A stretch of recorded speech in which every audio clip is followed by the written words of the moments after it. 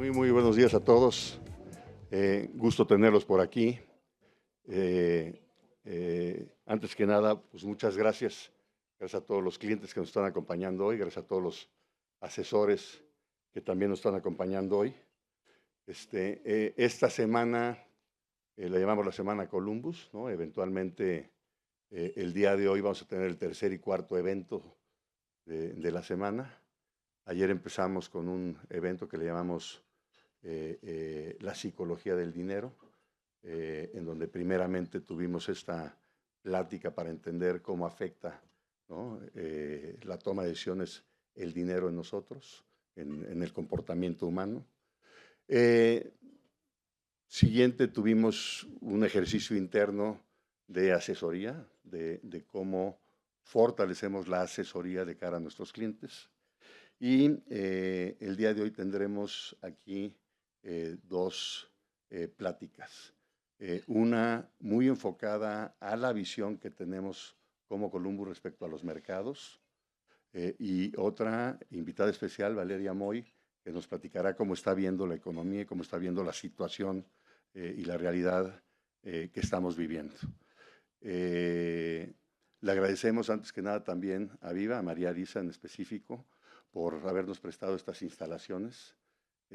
María ya platicará ahorita un poco con ustedes para que vean la vibra que tiene Viva y las ganas que le están echando para desarrollar los mercados locales mexicanos. Creo que también es muy importante esa visión Columbus, ¿no? Nos la van a llevar directamente los portafolio managers. Son 3 portafolio managers los que nos van a estar platicando el día de hoy. Gaby, Memo y Abelardo nos estarán pues llevando por la situación de los mercados, lo que está aconteciendo, cómo se han movido pues, tanto localmente como globalmente, y ante eso, cuál es la coyuntura que creemos correcta para armar un portafolio. Y por último, pues la presentación estelar de Valeria Moy, en donde nos llevará a través de lo que ella está viendo en todos los temas económicos, ¿no? Ya muy conocida por muchos de ustedes. Entonces, no sé, María, si nos quieres echar unas palabras, porfa.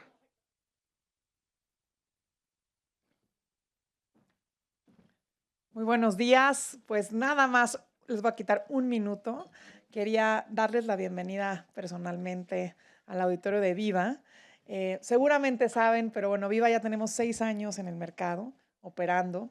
Ya estamos arriba del 20% de market share en operaciones, arriba del 30% en la parte de listados. Vamos caminando con pasos sólidos, pero sobre todo muy convencidos de la oportunidad que tiene México.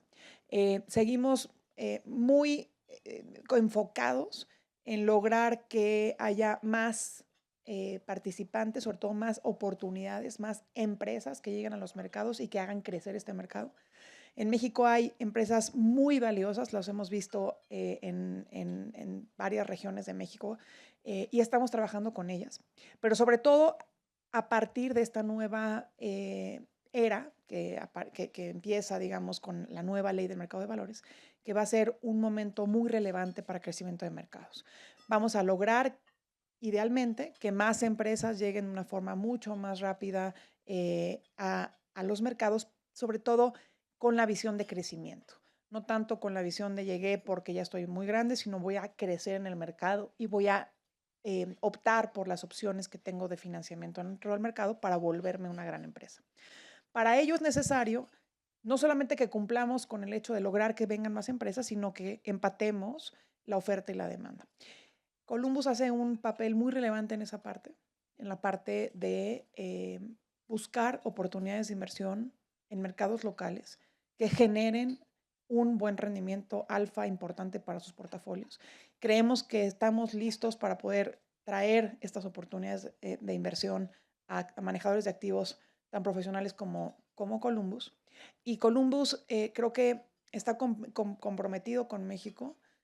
Nos ha acompañado desde el principio Luis como parte del consejo, pero además sus portafolio managers han estado con nosotros en mucho de este crecimiento, convencidos de la gran oportunidad. Entonces, creo que para adelante vienen, en la opinión de nosotros, buenas perspectivas, buenas oportunidades de inversión, sobre todo a través de estas nuevas figuras que se están generando, que se están creando a través de la ley, que son los hedge funds, en donde los institucionales, los inversionistas institucionales van a poder participar en ellos. Entonces, estamos trabajando muy fuerte con ellos, con la CONSAR, con los reguladores, con Hacienda, para lograr empatar todo este ahorro y canalizarlo a oportunidades de inversión de crecimiento en los mercados locales.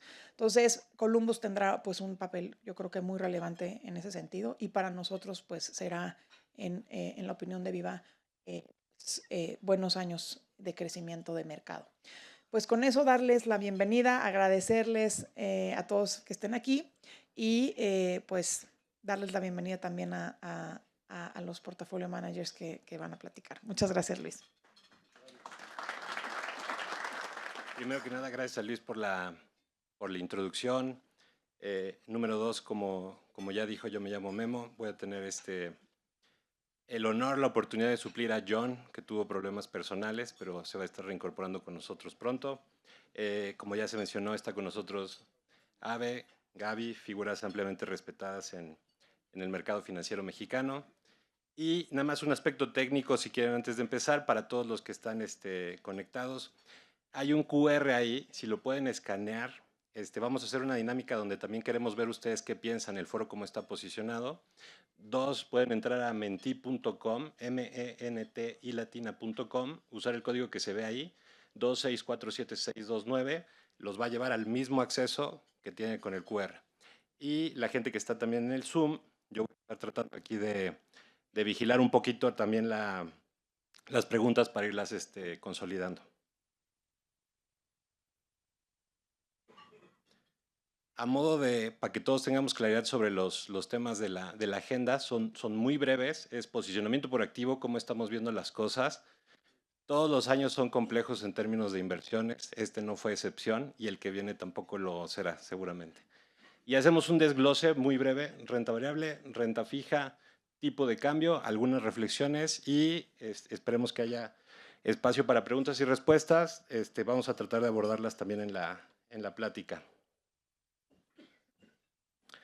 En la parte de posicionamiento por activo, es una tabla muy simple. Todos los años tratamos de hacerla más amplia, al final regresamos a ser simples, pero el mensaje es el mismo. Seguimos teniendo un porcentaje de efectivo en las carteras, la volatilidad pues ha estado a orden del día, tenemos fenómenos fiscales. En Estados Unidos estamos ante un nuevo paradigma fiscal, en México lo estamos implementando, ¿no?, a raíz de las elecciones.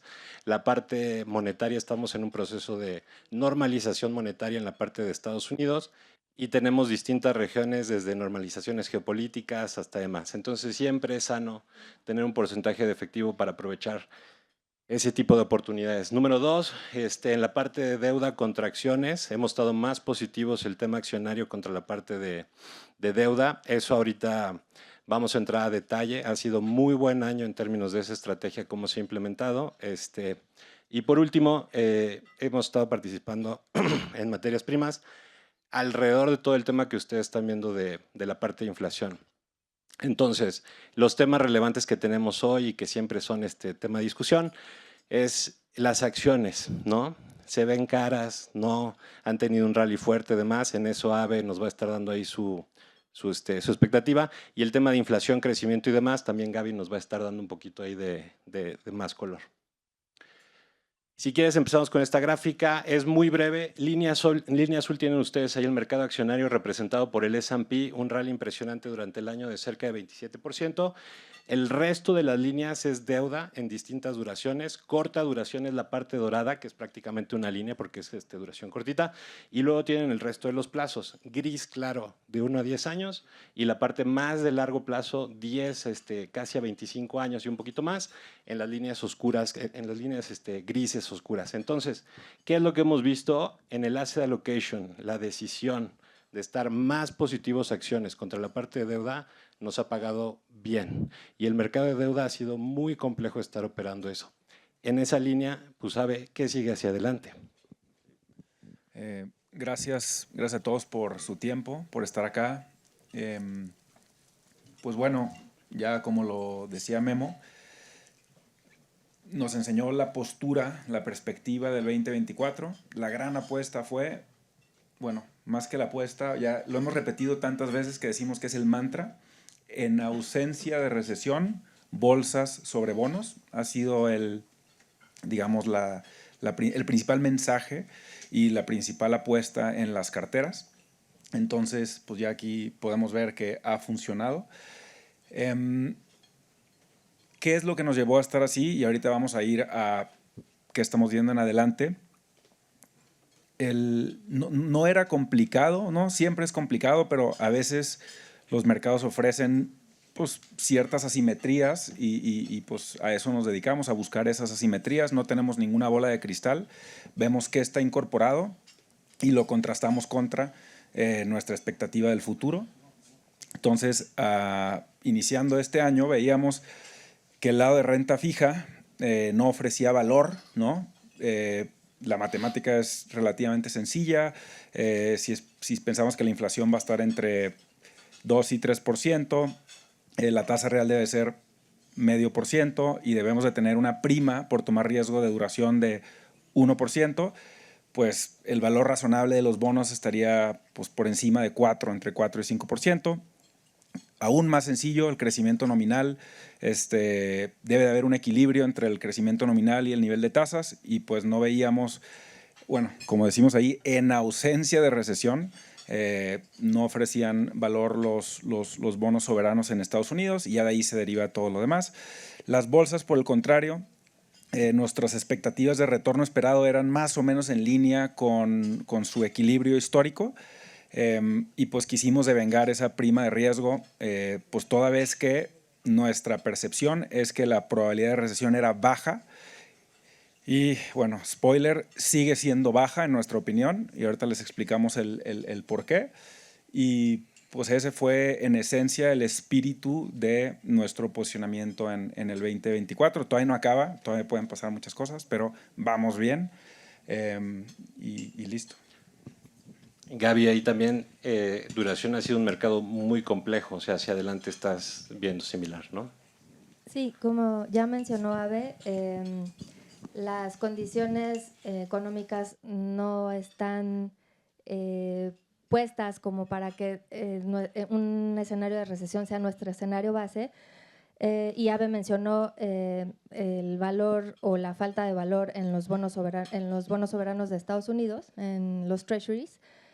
Sin embargo, pues creemos que México presenta una oportunidad distinta. A raíz de la pandemia, del shock inflacionario que vimos y de la respuesta tan rápida y tan agresiva de los bancos centrales, vimos un reset generacional, un reseteo, perdón por la palabra en inglés, pero un reseteo generacional de tasas, en donde nos encontramos en un entorno de tasas mucho más altas que creemos que están aquí para quedarse.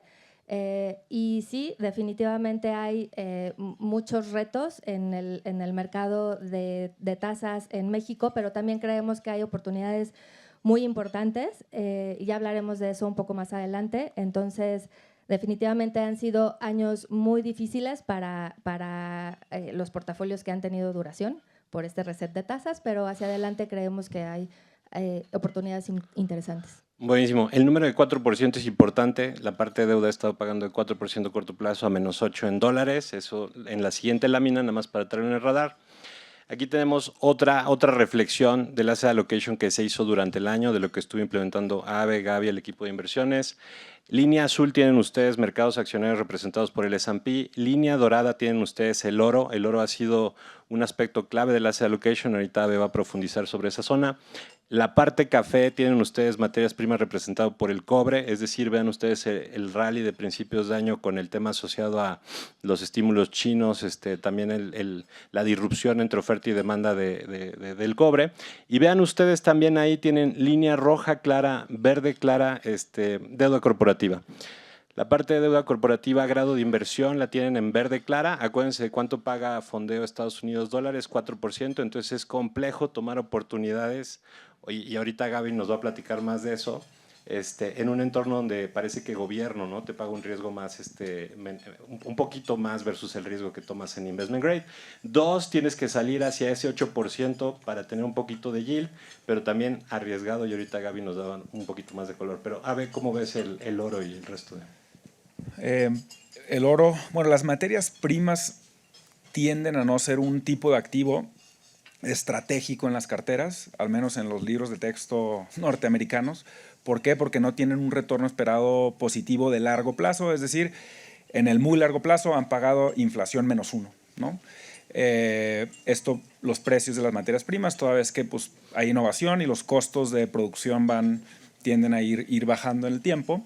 Entonces, por esa razón, es un activo como olvidado en los portafolios, pero observamos que en los episodios inflacionarios, determinados como inflación de 3% o más, tienden a funcionar bastante bien y no solo eso, cumplen un rol de diversificación en los portafolios bien importante porque las correlaciones entre bolsas y bonos se vuelven positivas en un shock inflacionario. Entonces, esa protección naturalmente esperada de tener por ejemplo, 60-40, donde capturo el retorno vía la bolsa y cuando viene una recesión, el bono tiene un retorno positivo compensando la caída en bolsas. Entonces tienes dos activos con un retorno esperado X y pues cuando hay cambios en la situación macroeconómica tienden a funcionar bien en conjunto. Pero cuando hay un ambiente de inflación por encima de 3, se correlacionan, se mueven en la misma dirección. Entonces, como pasó en el 2022, suben las tasas y caen las bolsas. Entonces, ¿quién te protege, no? No hay nada. Ahora sí que ¿quién nos va a proteger? Pues bueno, empezamos a echar mano de las inversiones en materias primas y en específico el oro. Y el oro, tenemos una tesis muy sencilla para estar expuestos al oro y es que el oro es un síntoma de la dinámica de endeudamiento de Estados Unidos. ¿Por qué ha estado funcionando tan bien? ¿Por qué? Pues tienes una deuda de 130%, ¿no? Es el máximo histórico. Nunca en la historia de Estados Unidos había estado tan endeudado en proporción a su producto. De hecho, en la Segunda Guerra Mundial, que fue el último pico grandote, estuvo a 118%, hoy estamos sobre 130%. Estamos incurriendo en déficits de 6 al 8%, ya lo vamos a ver y vamos a profundizar más adelante. Pero entonces el oro lo que refleja es el peligro o el riesgo de que terminen monetizando la deuda, es decir, que el Banco Central compre bonos en vez de que los compre el mercado en su totalidad. Entonces, para cubrir ese riesgo, pues compramos oro en las carteras y ya vamos a profundizar un poco más adelante, pero bueno, entonces, para resumir, hemos estado largos materias primas, en específico oro todo el año y ha sido, uno, la producción de oro está cayendo, lleva 4 años en terreno negativo. 2, los bancos centrales están comprando oro, ha habido una migración estructural de las reservas de los bancos centrales desde los bonos del Tesoro americano hacia el oro. Entonces, básicamente estamos, y perdonen el anglicismo, pero no sé cómo se dice en español, pero estamos frontroneando a los bancos centrales y en específico a los chinos. Dicen, tenemos que comprar. Decimos, bueno, nosotros compramos con ellos. Y por último, pues cubrir ese riesgo de dinámica de endeudamiento en Estados Unidos. Y por eso estamos largo oro, está funcionando y pensamos que seguirá funcionando en adelante.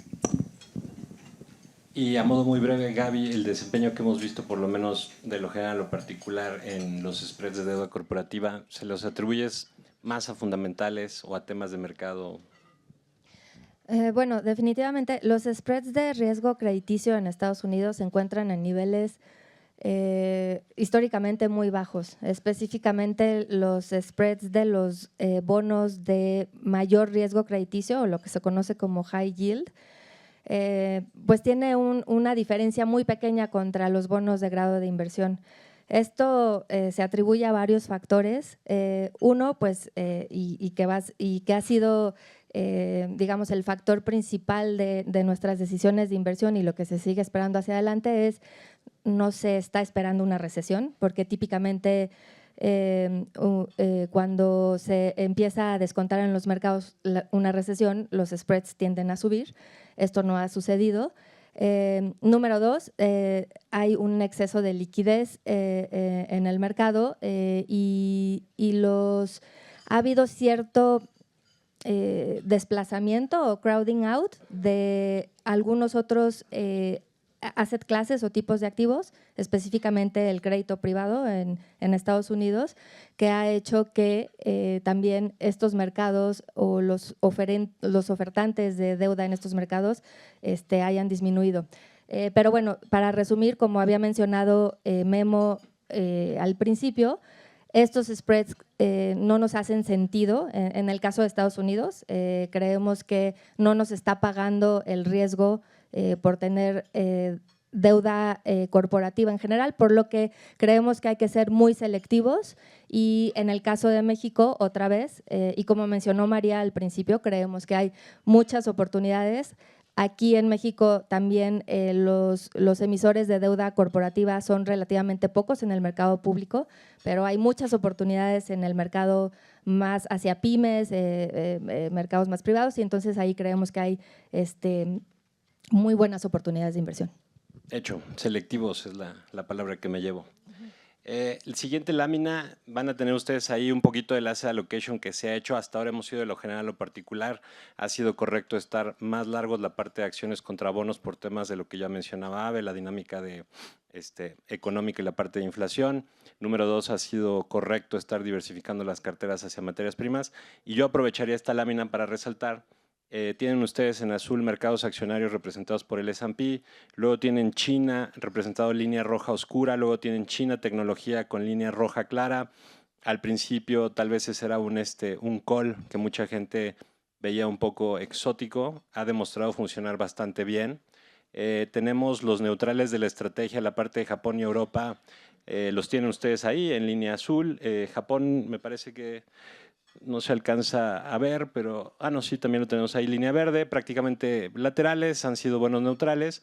Y tenemos ahí también un poquito haciendo mención a México, donde nos vamos a enfocar un poquito más, porque este año pues ese ha sido uno de los calls donde vamos a tener que tener un poquito más de visión de mediano plazo. Pero aprovecho esta lámina 1 para preguntarle a Ave, ¿cómo se estructura el asset allocation? O sea, hasta ahora pareciera que de lo general a lo particular en términos de activos de la parte regional, pues todo ha tenido un desempeño bastante razonablemente positivo, ¿no?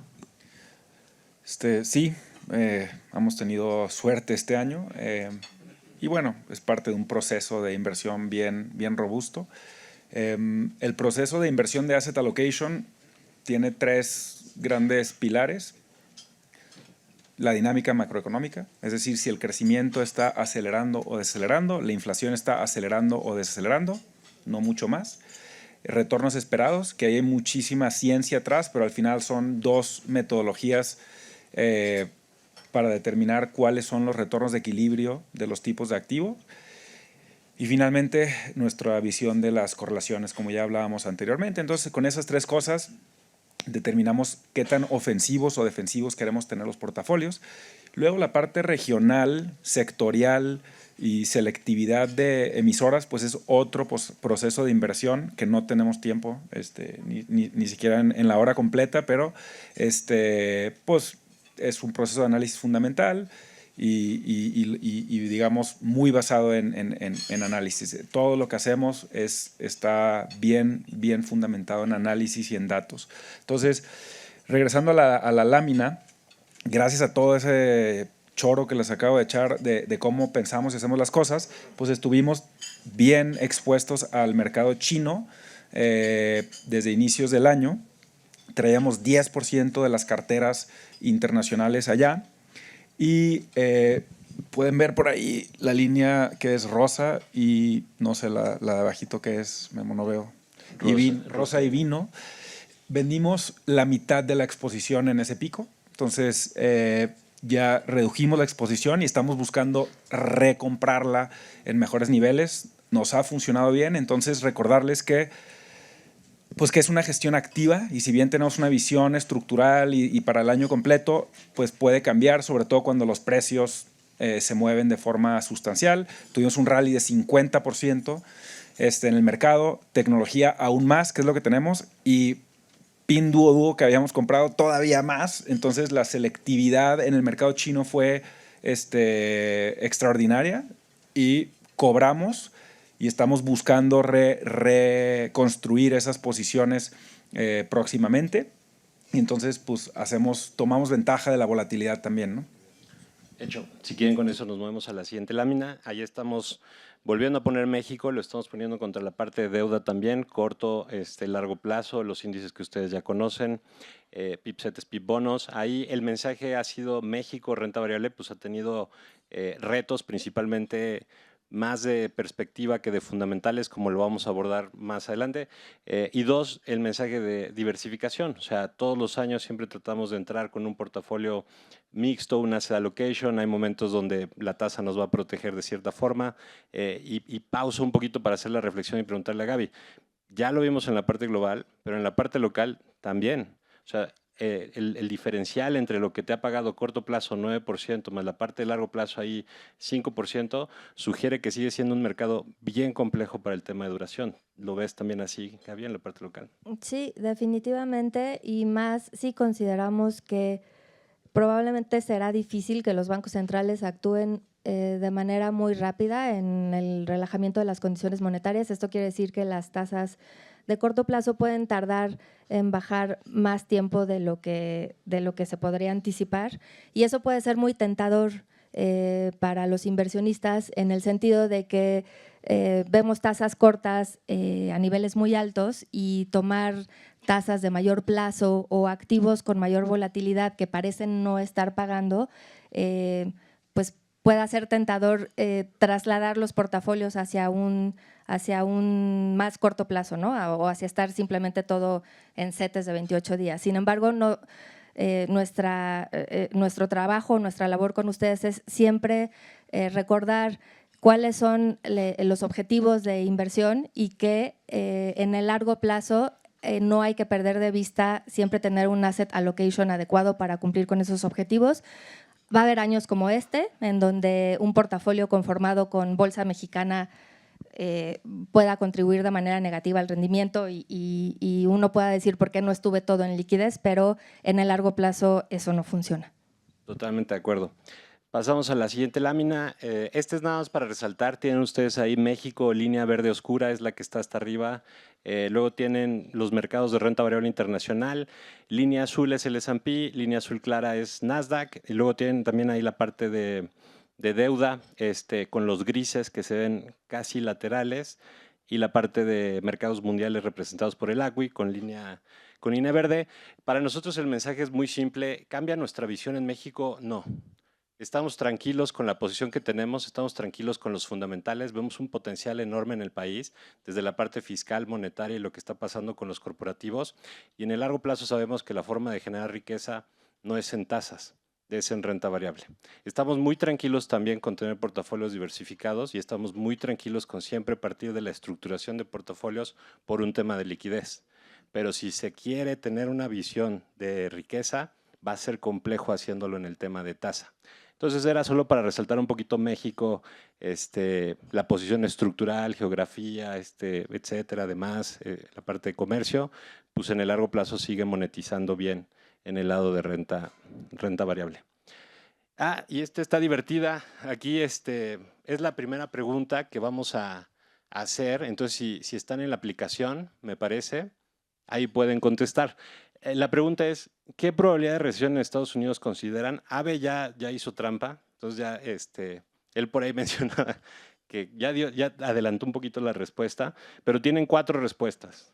Es de 0 a 25% que se consideraría baja, es 50% hacia la izquierda, 25% que es tal vez, pero no sé, 50-75% que es tal vez, estoy seguro, y 75% más que es un hecho, ¿no? Si quieren les doy 10 segundos. Bueno, menos porque ya tenemos casi 25 respuestas. A ver, pues sí, ¿no? O sea, si quieren pasamos a la siguiente lámina. A ver, por favor.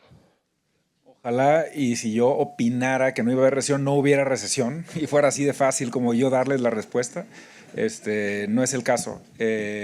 Entonces, aquí me gustaría destacar algo que me parece una de esas cosas que resaltan muchísimo para nosotros.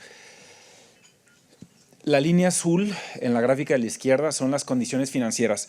Piénsenlo como la combinación de el dólar, un dólar depreciado es bueno o laxo, un múltiplo del S&P 500 alto es laxo, diferenciales de crédito que ya vimos están en mínimos es laxo, y el empinamiento de la curva, nivel y diferenciales de tasa. Entonces, básicamente es qué tan accesible es el financiamiento a los agentes económicos y eso a su vez la probabilidad de incidir positivamente sobre la economía. Entonces, podemos ver que hoy las condiciones financieras son tan laxas como antes de que empezaran a subir tasas. Creo que eso es algo ultra destacable. Y no solo eso, y ya para atacar el tema de la recesión y por qué opinamos que es baja la probabilidad. Tenemos una economía que crece por encima de potencial en Estados Unidos. El consumo se está acelerando, no se está desacelerando. Ya decíamos que es una de nuestras formas de atender la parte macro sin sacar la bola de cristal. Simplemente observamos el aceleramiento en el consumo, observamos las condiciones financieras, observamos los mercados accionarios haciendo máximos históricos, observamos los precios de la vivienda haciendo máximos históricos, observamos todo esto. ¿Y qué está haciendo la Reserva Federal? Cortando tasas. Entonces, si no estábamos en un debilitamiento macroeconómico ya antes del 18 de septiembre que empezó el ciclo de bajada de tasas, pues la probabilidad de ver una recesión los siguientes 12 meses se vuelve menor. Entonces, tenemos convicción. Siempre podemos estar mal. A ver, si corrigen los mercados, si tenemos una corrección en los precios de la vivienda, en las bolsas, que podría suceder, y eso a su vez incide negativamente sobre el consumo y demás, puede suceder, pero le asignamos una muy baja probabilidad. Entonces, ese es el contexto cíclico en el que estamos viviendo. Economía acelerándose, precios de activos en máximos, y la Reserva Federal estimulando. Y bueno, y la política fiscal estimulando también, muy, muy estimulativa. Entonces, esa combinación de factores nos hace estar positivos, que se extienda el ciclo económico. Entonces, ¿qué tenemos? La Fed. Y la Fed no es que necesite bajar tasas, pero el resto del mundo sí necesita tasas más bajas. Europa necesita tasas más bajas. China necesita tasas más bajas. Entonces, vemos muy relevante que este inicio de recortes incide sobre el resto del mundo. Si ven, una semana después de la Reserva Federal, los chinos salieron con un programa de estímulos bastante fuerte, fiscal y monetario. Entonces, le da la luz verde al resto del mundo, le da espacio a poder estimular y eso, de nuevo, es positivo sobre el ciclo y la extensión del mismo. Y por último tenemos a Trump, ¿no? Ya se me hace raro que no había salido en lo que iba del día, ¿no? Pues tenemos a Trump 2.0 y como resumen, Trump 2.0 es pro crecimiento y pro inflación. O sea, podemos describir aquí su plataforma y platicar mucho sobre política de comercio, migratoria, desregulación, etcétera, pero cuando hacemos el análisis punto por punto, pues vemos que apuntan en esa dirección. O sea, al final el objetivo es reindustrializar Estados Unidos, ¿no? Entonces dicen, oye, es que las tarifas son muy malas. Las tarifas para nosotros son una amenaza, dicho por él. Platicaba con Luis ayer, poca gente le ha dedicado tantas horas a ver los videos de qué está tratando de hacer o qué está diciendo que quiere hacer, como nosotros en los últimos meses. Y realmente cuando lo escuchas a él y no a los medios que interpretan todo, pues en la convención mencionó la palabra tarifas 2 veces. Nada más, en 3 horas. Habló 3 horas y dijo la palabra tarifas 2 veces. Y cuando lo entrevistan los economistas, brillantes economistas, oye, pero es que las tarifas, le dice, no estás entendiendo. Las tarifas son una amenaza para reindustrializar Estados Unidos. Yo lo que quiero es que la gente venga a invertir. Ahora, eso, pues mucha gente dice, yo voy a vender México. ¿Por qué? Porque es onshoring versus nearshoring, ¿no? Pero, pues, ¿qué tan factible es que pues toda esta gente que hoy está picking berries ya no esté mañana? ¿Cuánto nos van a costar?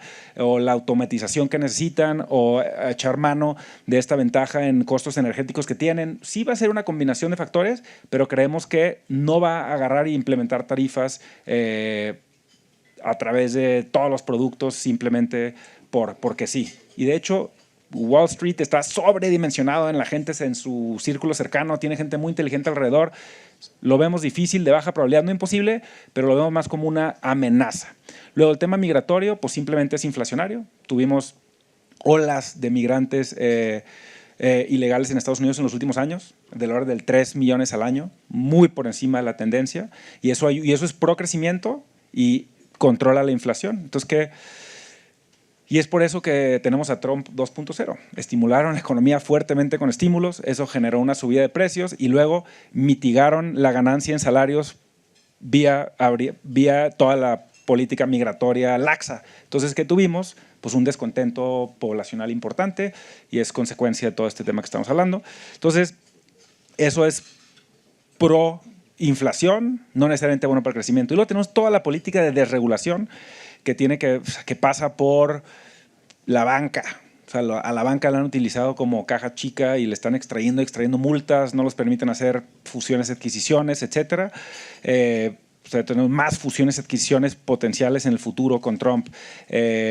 Tenemos mucha más producción de materias primas, ¿no? Y eso es tal vez negativo al precio, positivo al volumen o a la producción per se.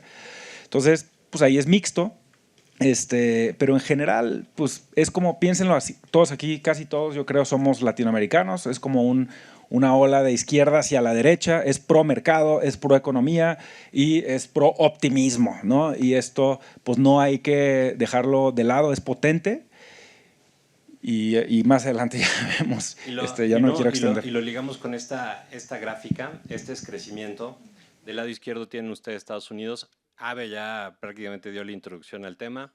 Del lado derecho tienen México. Importante ver ahorita Estados Unidos, vean ustedes, el crecimiento del PIB es 2.7, el estructural es 2.2. Estamos ante una economía que podrías denominar caliente. Con eso se abre el debate para saber si estamos cerca o no de la tasa neutral. Estados Unidos se está enfriando para llegar al potencial. Acuérdense, cuando los diarios hablan de este famoso soft landing, es que Estados Unidos va a converger a ese 2.2. Es decir, ir al potencial de largo plazo.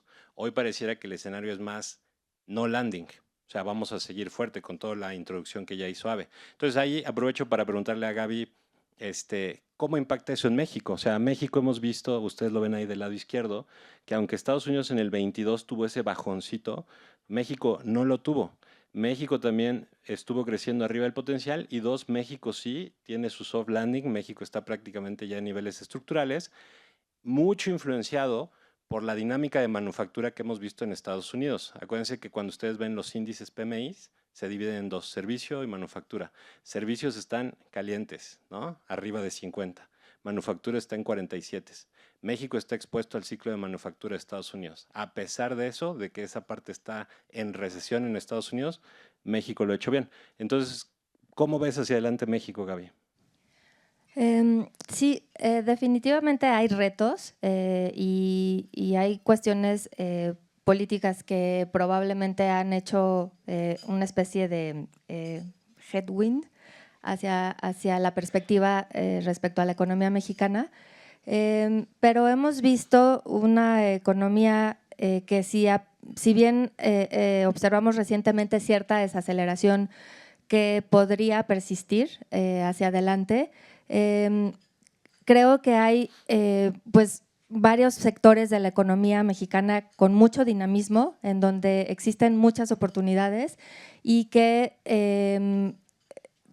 tenemos que hacia adelante enfocarnos en esos sectores, ¿no? En el caso del crecimiento en la economía mexicana, pues sí, probablemente estemos un poquito adelantados al ciclo de desaceleración en Estados Unidos, lo cual podría dar a nuestro Banco Central un poquito más de espacio para actuar en la relajación de la política monetaria. Todavía vemos persistencia en el dinamismo de algunos sectores, como es el sector de servicios, en donde también hay una persistencia en la inflación y lo que ha sido pues de difícil control para el Banco Central. Probablemente hablaremos de esto un poquito más adelante. Pero bueno, el mensaje es, hay retos, pero también muchas oportunidades en muchos sectores. Buenísimo. Si quieren pasamos a esta lámina, es muy divertida. Del lado izquierdo tienen ustedes el déficit de Estados Unidos, del lado derecho tienen ustedes el déficit de México. A veces tenemos dudas sobre el tipo de cambio. Oye, ¿por qué esa apreciación que tuvo de 20, 22, 19, 18, 17, 16, etcétera? El tipo de cambio responde a muchas variables. En el corto plazo puede que responda a la volatilidad de un cabezado del día. En el mediano plazo puede que responda a los diferenciales tanto de política fiscal como de política monetaria. En el largo plazo, sin duda, como todos sabemos aquí, responde a los diferenciales de inflación. Aquí en la gráfica vemos cómo Estados Unidos ha ampliado el déficit a niveles, no la quisimos hacer más grande, pero estamos en niveles de guerra. Entonces ahí la pregunta para Abe es, ¿qué sigue? ¿Cómo se cierra? ¿Cómo se arregla? O sea, ¿qué sigue para la parte de déficit de Estados Unidos y qué representa obviamente asset allocation activos? Y dos, para Gaby de una vez, México, la verdad es que en el espectro mundial relativo no es relevante el déficit que ha tomado. Pareciera que este gobierno por primera vez ya va a romper con el ahorro brutal que traía en la parte de déficit primario, pero también en México, ¿qué sigue? No queremos adelantar porque no sé si vengan preguntas. No. Primero a ver lo general, luego Gaby. A ver, dale una más nomás para checar. Ah, ya te escuché. Bueno, a ver, esta está padre si quieren. Luego me vas a regañar que ando soplando la… Ahora sí se la uso bien. Agarren su celular. La pregunta para ustedes, para todos los que nos acompañan hoy es, ¿qué va a hacer Estados Unidos con la dinámica de endeudamiento? 1, dejar de pagar, defaultear. 2, subir impuestos, bajar el gasto público, complejo considerando las iniciativas que hemos visto. 3, seguir incurriendo en déficit, tolerar la inflación persistente y, si es necesario, incrementar el balance de la Reserva Federal, o monetizar, o QE, o lo que ustedes le quieran llamar. Vamos a dar 5 segundos, 10 segundos. Mejor Valeria puede decir qué opina. Bueno, Regresamos si quieres aquí. El 97% contestó la 3. Es exactamente lo que pensamos nosotros. Cuando vemos el nivel de endeudamiento al 130, los déficits de $2 trillones, y la matemática no es tan compleja, recaudan 5, gastan 7, tienen que financiar 2 trillones. Es como está ahorita la matemática sencilla. Entonces, ¿qué puede pasar? ¿Van a defaultear? Not really. ¿Van a consolidar fiscalmente? Difícil, puede ser. A lo mejor una combinación menor, pero Trump 2.0, subir impuestos se ve difícil. Reducir el gasto, vamos a ver qué tan productivo resulta Elon Musk en sus eficiencias del gobierno. Pero la probabilidad de que sigan incurriendo en los déficits, que sigan incrementando la deuda y que simplemente el denominador, es decir, el crecimiento nominal, sea el que restablece el equilibrio, es nuestra opinión. Y todos los caminos deficitarios o en esta dirección nos llevan a inflación. Nos podríamos poner mucho más catastróficos, decir que esto sería un accidente, pero no podemos pronosticar cuándo se acaba el estatus de reserva del dólar, ¿no? La gente va a seguir demandando dólares, al menos por lo que podemos ver. Entonces, pues, o tienes un accidente a la mercado emergente, donde pues, se te deprecia el tipo de cambio y se te suben los bonos largos, o sigue siendo Estados Unidos. O sea, se vuelve Venezuela o sigue siendo Estados Unidos. Si sigue siendo Estados Unidos, pues van a seguir incurriendo los déficits, y cuando el mercado se respingue y suban las tasas de largo plazo, simplemente van a echar mano del Banco Central y van a comprar esos bonos cuando se ponga el resto del mundo más selectivo. Entonces, todo, o sea, ya sea vía accidente o vía status quo, nos llevan a pensar pues, que tenemos que cubrir el riesgo de inflación en los portafolios. Bueno, ¿sí me escuchó? Sí. El caso de México, pues es un poquito diferente. O sea, vimos que no se incurrió realmente en déficits significativos, excepto por el último ejercicio. ¿Y qué pasó durante los últimos 6 años? Pues realmente hubo una reconfiguración del gasto público. Digamos que se reconfiguró hacia transferencias directas a las personas. También hubo un incremento importante del salario mínimo y todo esto pues creó una transferencia hacia otros sectores, ¿no? La pregunta que creo que todos tenemos ahorita con la nueva administración es ¿qué tanto van a mantener esta disciplina fiscal? Porque otra vez, quitando el último ejercicio de la administración anterior, pues hemos tenido una disciplina fiscal bastante, digamos, estable, que se ha reflejado también en el nivel de calificación crediticia y que pues permite pensar que podríamos mantener este grado de inversión. Pero hacia adelante la pregunta va a ser cómo se va a reconfigurar este gasto público y cómo se va a financiar. Hay un reto, definitivamente, y más con una desaceleración económica en puerta, ¿no? Totalmente. Yo me llevaría eso en la cabeza. Cuando se habla de inversiones y de estructuración de portafolios, todo es relativo. Tú puedes tener tu visión absoluta sobre cierto activo, cierta geografía, cierto país, pero cuando el de enfrente está incurriendo en una presión mayor fiscal o en un diferencial monetario peor, eso indudablemente abona a la visión de México. Y si quieren, esta también está divertida, inflación. Abro la misma pregunta.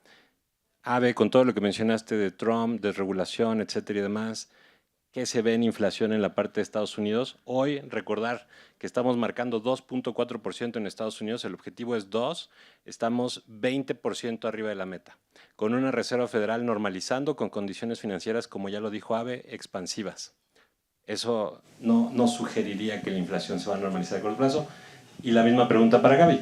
Tenemos inflación del 4.8, la meta es 3, estamos 58% arriba de la meta, en parte presionado por la parte no subyacente o componentes más volátiles, pero ¿qué nos espera hacia adelante? Pues creo que ya lo dijiste, esa es un poco la visión. Históricamente, nunca hemos llegado al objetivo sin la recesión. Entonces, puede ser la primera vez, tal vez. ¿Nos parece una apuesta de alta probabilidad? No. Nada más complementaría los comentarios de Memo con eso. Sí, y del lado de México, bueno, vemos ya una tendencia hacia abajo, pero hay una persistencia de la inflación subyacente. Otra vez, el sector de servicios parece tener aquí un cierto stickiness. Veremos cómo se comporta el consumo hacia adelante y si podemos tener un softening de las condiciones económicas que permitan que la inflación pueda seguir disminuyendo. Cabe mencionar que tenemos tasas reales ex ante muy altas y que probablemente el Banco Central, ante las condiciones actuales económicas, pueda tener espacio para actuar. Y eso nos lleva a la parte de tasas. Similar, o sea, misma pregunta, con todos los antecedentes que ya se platicaron, revisión fiscal, etcétera y demás, ¿qué ven, no, para la parte de tasas? ¿Qué tan fácil va a ser normalizar el ciclo AVE? ¿Ves subida de tasas? ¿No? ¿Qué probabilidad le asignas? Y lo mismo para Gaby. ¿Ves que con estos cambios que parecían por lo menos estructurales en el corto plazo, 4 años, ¿no? Cambio presidencial y demás, y lo que impacta para México, también cómo ves la trayectoria de tasas? ¿Por qué no preguntamos al auditorio también? De haber puesto antes. A ver, ya hicimos un poco de trampa y les ayudamos. Aquí tienen la gráfica azul, la gráfica dorada, Reserva Federal, México, y la pregunta que si nos pueden apoyar es, para la parte de la Fed, ¿no? Nivel actual 4.75, ¿cuánto creen ustedes que se baje la tasa? ¿Hasta 100 básicos, es decir, de 4.75 a 3.75, hasta 200 básicos, hasta 300 básicos, o también metimos ahí el caballo negro, subida de tasa? Es decir, que no se esté llegando a potencial, que tengamos algunos temas en inflación de salarios 4%, en la parte de servicios 5%, rentas 5-6%, 2 o 3 veces objetivo de la Fed, y que por alguna razón se reanalice eso. Ya alguien pintó amarillo. Bueno, pues con eso… Desgaste. Con eso nos llevamos que pues, el escenario base, ahí para que ahorita Gaby lo discuta, por lo menos el audito. Y la que sigue es México. Misma pregunta. Sin duda México va ligado al ciclo de Estados Unidos. Ahorita estamos en 10.50, 100 básicos de bajada, 200 básicos de bajada, 300, más de 300 o una subida de tasas. Tal vez lo que puede ser estructuralmente diferente en México es el tema salarial. Hemos visto un aumento muy fuerte en el salario mínimo, ¿no? Antes de este último gobierno estábamos sobre $150 al mes, ahorita estamos cerca de 300. Hacia adelante vamos a seguir con aumentos en salario mínimo en el orden de 10%. Entonces también eso, si ustedes creen que impacta, ¿no?, la trayectoria de tasa. Un poquito más agresivos, ¿no? Se lo dejo, Gaby, si quieres.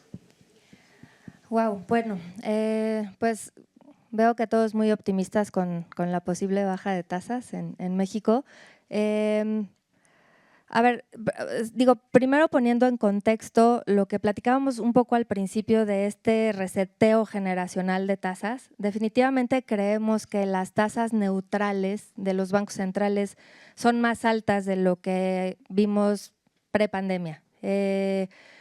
Hay muchas condiciones, tanto del comercio internacional como de las condiciones específicas de cada país, toda esta tendencia de regionalización, lo que está pasando con China, etcétera, que nos hace pensar que estamos en un entorno inflacionario mucho más alto del que llegó para quedarse, del que vimos después de la gran crisis financiera, ¿no?, en el 2008. Entonces, ¿qué significa esto? Que aunque los bancos centrales en ausencia de recesión puedan regresar a un nivel de neutralidad monetaria, este nivel de tasa no necesariamente va a ser los niveles tan bajos que observábamos anteriormente. Ya lo mencionaba Abe hace rato, ¿no? Si pensamos en una tasa de neutralidad monetaria en términos reales de alrededor del 1% en Estados Unidos y le sumamos una inflación de alrededor de 2 y 2,5%, estamos hablando de que la tasa neutral de la Fed estaría alrededor del 3,5%. En ausencia de recesión, esto es más o menos lo que está descontando el mercado que va a hacer la Fed durante el año que entra. Ahora, en el caso de México, me cuesta mucho trabajo pensar que podamos tener niveles de tasas con un spread muy apretado respecto al de Estados Unidos. ¿Qué significa esto? Que si nos quedamos más o menos en el promedio de spread que hemos observado durante los últimos 6 años de México contra Estados Unidos, vamos a hablar de 500, 550 puntos base, con una tasa neutral de equilibrio de la Fed de 3,5, me parece muy complicado que también en ausencia de un ciclo de desaceleración muy pronunciado en México podamos llegar a tasas por debajo del 9%. De hecho, hoy el mercado descuenta una tasa de equilibrio del 9% para México. Entonces, bueno, veo que hay expectativa de mayores bajas. Nosotros estamos un poquito más conservadores. Buenísimo. Y pasamos… Estas eran las preguntas que estaban bastante divertidas. Y entramos de fondo, ¿no?, a la parte de renta variable. Ahí queríamos hacer una pregunta muy rápida. Es, ¿qué porcentaje, ¿no?, del portafolio de inversiones, obviamente excluyendo un poquito lo más estructural, la parte de pensiones y bienes raíces y demás, tienen ustedes en renta variable? ¿Qué tan expuestos están? Poco es de 0 a 25%, tal vez, si así lo quieren ver.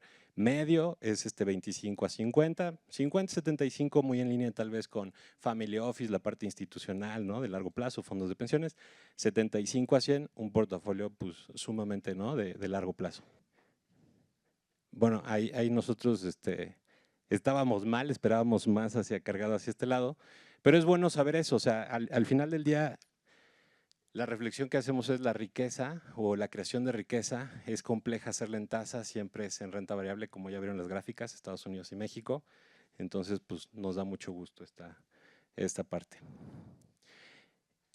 Y dos, hacia adelante, siguiente año, 2025. Ahorita Ave nos va a iluminar un poquito más sobre esta zona, pero ¿qué mercado de renta variable creen ustedes que sea el que mejor pague? Estados Unidos en la parte 1, México en la parte 2, que ha estado muy tranquilo en el 24, Europa para los que tienen ahí la reconfiguración de cadenas de suministro, otra vez entrada de gas natural, no sé, China con toda la parte de estímulos serán tangibles, ¿no?, en el punto número 4, Japón que está en medio de la normalización monetaria, o para los que sean más agresivos, Argentina, Chile, algo en fronteras, ahí en la parte de otros. Pues sin duda, ve ya con ese color también para que te lleves ahí la conversación. Claro. Si quieren nada más explico la gráfica. Estas son las utilidades en Estados Unidos. O sea, estas son las utilidades por acción de la bolsa americana. La tendencia, como ustedes lo pueden ver, es hacia arriba. Y es de forma estructural y es de forma relevante. Antes de la pandemia, tienen ustedes aquí el promedio en la línea roja. Estás hablando ahí de $95 por acción. Después de la pandemia, tienen ustedes la línea verde, $222 por acción. Crecimiento brutal, 134%. Y obviamente, ligeramente arriba del potencial estructural. Entonces, el mercado americano ha pagado bien, se ve bien, y la pregunta es para Ave, ¿qué sigue hacia adelante? ¿Cómo pesa el tema de evaluación y demás? Ya, muchas gracias. Y digo, nada más para hacer un breve comentario después de la plática de Valeria. Muy interesante, todos son hechos. Lo que graficaba y era una calificación, ¿no?, como mexicanos a lo que estamos viendo. Es exactamente lo que no hacemos cuando estamos manejando dinero. O sea, tratamos de ver qué está incorporado en los precios y comparar eso contra un escenario posible, ¿no? Entonces creo que eso va a ser importante ahora que hablemos y comparemos mercados. Por ejemplo, Estados Unidos, ya decían, todos esperamos en este foro que Estados Unidos sea el mejor mercado. Cuando entramos a ver, oye, ¿dónde están las utilidades? Aquí se ven pues, alejados de su tendencia. Esto es simplemente un reflejo de los márgenes operativos, ¿no? Los márgenes operativos para el S&P 500 están cerca de 20%, los márgenes netos cerca de 11%, y estos son máximos históricos. Entonces estamos cíclicamente elevados en términos de márgenes, es decir, ingreso, menos costo, menos gasto, menos impuestos, menos intereses. Entonces, ese es por un lado, ¿no? Es lo que estamos viendo en los últimos 25 años, más o menos. Bueno, del 2002 para acá, los últimos 22 años. El crecimiento en Estados Unidos ha sido espectacular. O sea, verdaderamente espectacular. Y eso es 7% anual compuesto durante 22 años.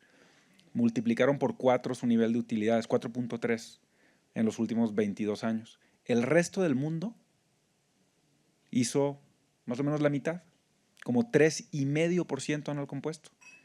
Pobre y la mitad de lo que fue Estados Unidos. Entonces, por eso si ustedes ven una gráfica de Estados Unidos contra el resto del mundo, pues ya no cabe en las escalas, ¿no? Está completamente desfasado. Y cuando hacemos un doble clic a por qué se dio, ¿no? Número uno, hay que reconocer que el crecimiento se dio ahí y en otros lugares no. Entonces, palomita, ahí está en la gráfica. Pero, ¿de dónde viene esa divergencia o cómo la explicamos? del crecimiento del S&P 500, una tercera parte, es decir, como 2.1, 2.2% de ese 7, se explica por dos factores: intereses e impuestos. Es decir, o sea, en los 90s y por 40 años, los intereses y los impuestos representaban la mitad de las utilidades operativas. Hoy estamos sobre el 20%. Esa disminución de aquí en adelante se ve más complicada. Por más que veamos Trump 2.0, o sea, difícil tener un cambio de esa magnitud. Y las tasas de interés hoy, por más que ya hemos visto, ¿no?, que hicieron las tasas y demás, el costo de fondeo de las emisoras grandotas de alta capitalización del S&P 500 están en mínimos. ¿Por qué? Porque en el periodo COVID, en el periodo COVID, ¿no?, 2021, vamos a llamarle, aprovecharon de refinanciar sus necesidades de financiamiento. Bueno, aprovecharon el mercado, las tasas bajas, y patearon plazos. Entonces, hoy los pagos de intereses de las compañías reflejan el costo del dinero en el 2021. Entonces, hoy tenemos esta situación donde lo vemos extra beneficiado en Estados Unidos respecto al resto del mundo, y otro tanto tiene que ver con composición sectorial y la dinámica macro, ¿no?, que al final pues, ha sido sólida. Entonces, si una tercera parte se explica por eso, pero eso es 2/3 partes del desempeño relativo. Entonces, de aquí en adelante esperemos que por lo menos la trayectoria de utilidades ya no sea tan separada, empiece a comportarse de una forma un poco más similar. Eso por parte de las utilidades. Y por parte de los múltiplos, ¿no?, Estados Unidos, el S&P 500, ¿no?, Estados Unidos ofrece un universo de oportunidades muy vasto, pero cuando hablamos de los índices en específico, el índice madre, que es el S&P 500, que pesa 2/3 partes del mundo, o de la bolsa mundial, perdón, ha estado más caro el 5% de las veces. Si vemos los múltiplos, y ese 5% de las veces, pues son terrenos especulativos, ¿no? No estaríamos construyendo portafolios con una gran ponderación en este índice, que es el que todo el mundo espera que suba más, ¿no? ¿Por qué? Porque si esta presentación, bueno, tal vez no, o sea, a ver, los mercados anticipan el futuro, los mercados no reflejan lo que ya vimos. Entonces, Estados Unidos anticipa un futuro brillante. Tan brillante que creemos que va a ser poco probable que se materialice. México, por el otro lado, ya decíamos, oye, el múltiplo de 22.5 veces en Estados Unidos solo ha estado más caro en periodos que a posteriori calificaríamos como de burbuja, que no fue un buen momento. México, por el contrario, la bolsa mexicana. El múltiplo de la bolsa mexicana es 10.5 veces. Gracias. 10.5 veces. Alguien, a ver, ¿quién diría ha estado, qué porcentaje del tiempo ha estado más barato que hoy? O sea, si alguien tuviera que apostar. Nadie. ¿30%? Vale. 0. El múltiplo más bajo observado en toda la historia de México es el de hoy. Hoy, ahorita a las 10:47 de la mañana. En el otro, acá, ya. Aquí nada más para beneficio del auditorio. La lámina anterior eran las utilidades, ¿no? Y ahorita ya no interrumpo a Ave. Este es el múltiplo. Ahora, ¿qué quiere decir Ave con el múltiplo? Es nada más en cuánto tiempo te recuperas, ¿no? Entonces, imagínate que tienes un departamento, la renta al año son 100,000 pesos, el departamento costó 1,000,000, entonces, ¿en cuánto tiempo te recuperas con esa renta? En 10 veces, ¿no? Es lo mismo que ustedes están viendo acá. O sea, ustedes lo que pagan y en cuánto tiempo se recuperan. Ahí van a ver dos múltiplos, con utilidades hacia atrás, utilidades hacia adelante, el mensaje es el mismo, no se vayan por ese lado. Lo importante es lo que dice Ave, o sea, hoy Estados Unidos, el múltiplo promedio, ¿no?, ya se ha observado, estimado, es 19-17, son premios de 38 y 39%. O sea, hoy la bolsa americana, los múltiplos son demandantes. ¿Qué demandan? Crecimiento. Ya también lo contestó Ave, que viene crecimiento con Trump, pero si lo estás pagando. Con eso, si quieres, ya te dejo. Exacto, ya está incorporado en las expectativas, ¿no? Entonces, ¿qué nos queda? Pues que la realidad sea mejor a la que ya se anticipa o peor. Y así es como ganamos o perdemos dinero en los mercados. No necesariamente, o sea, podemos perder dinero en un mercado con mucho optimismo y podemos ganar dinero en un mercado con mucho pesimismo. De hecho, casi por construcción habría que ir a buscar en los mercados donde se anticipan cosas malas. ¿Por qué? Porque la realidad tiende a ser pues, más pegada a la tendencia y el mercado extrapolar el corto plazo o los riesgos hacia el futuro. Entonces, como mensaje, Estados Unidos, 5% del tiempo más caro. México nunca había estado más barato. En el primer trimestre del 2009, que fue el mínimo de mercado de la gran crisis financiera, el S&P en 666 intradía, número complicado.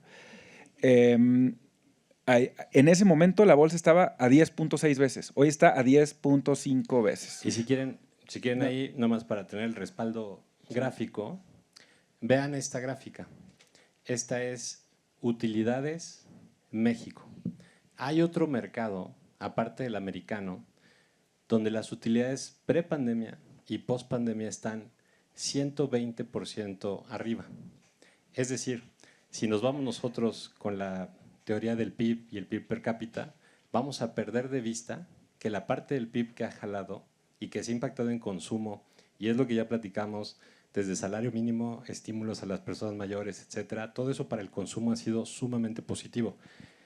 Aquí lo tienen. Antes de la pandemia estábamos sobre 1,800 pesos por acción, post pandemia estamos 4,000 pesos por acción. Recuerden que la bolsa mexicana son monopolios estructurales, muchos expuestos a consumo.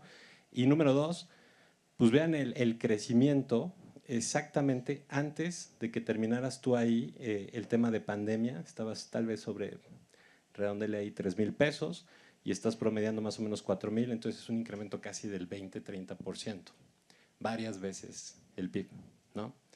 Con eso dejo... Sí, digo, apenas iba a entrar la parte de utilidades. Aquí es importante hablar también del precio porque refleja el optimismo o el pesimismo y quería empezar por ahí.